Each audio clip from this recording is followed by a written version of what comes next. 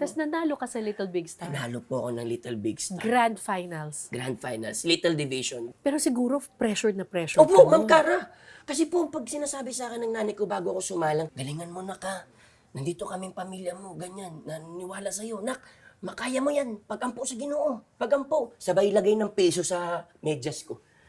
Sabay pinapainom ako ng itlog. Anak, nga. Ganun ko itlog.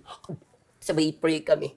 Ganun yung, may mga ceremonies po kasing nanay ko. Kasi parang ikaw ang Opo, inaasahan. inaasahan parang sa sobrang para akong panabong na manok. Yung grabeng pakondisyon sa akin nanay ko. Habang kinakausap ako ng nanay ko, ganito na, kaya mo yan. Tak, akin ng itlog. Tak, basta ganito, pag banat mo ng ganito, luhod. Paypak ko ha. Pinabanatan ko. Sa labat. Lahat? Lahat po, ma'am. Sa labat. Yung boses, ganun. Ito na po, ma'am, yung finals na. Oo. Katabi ko yung nanay ko. Ma, doon ka na, ma. Sabi ko, ma, kaya na to, ma. Nood ka na doon. Sobrang galing ng kalaban ko, nagfa-falsetto. Ako wala akong falsetto. Ganun siya. Kalimutan ko na yung kanta niya. Sabi ko, Lord, wala na po ito. Gumanon yung boses, pumiyok.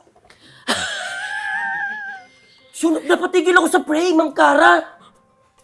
Lord, thank you, Lord. Gumagano ako, Lord, thank you po. Thank you, Lord. Kasi Ma'am Cara, sorry po hindi ko naman po pinagpipray na pumiyok siya. May pinagpipray ko lang na magawa ko yung best ko. Kasi syempre, finals na po ito eh. Do or nothing na ito eh, di ba? Tinitignan ko mama ko, nak, gano pa yung nanay ko, nak. Pumiyok. Sabi sa akin ng nanay ko, parang ang pinakapuno, sinasabi sa akin, nak, isa lang kailangan mong gawin. Huwag kang pipiyok. Inalay ko po kay Lord lahat. Lord, wala po akong talent na to, kundi po dahil po sa inyo, kayo po may bigay sa akin na ito.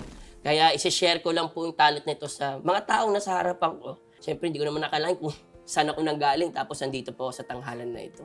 So yun po yung nasa utak ko po nun. At ang iniisip mo lang talaga nun, may pangbigas kami. Opo.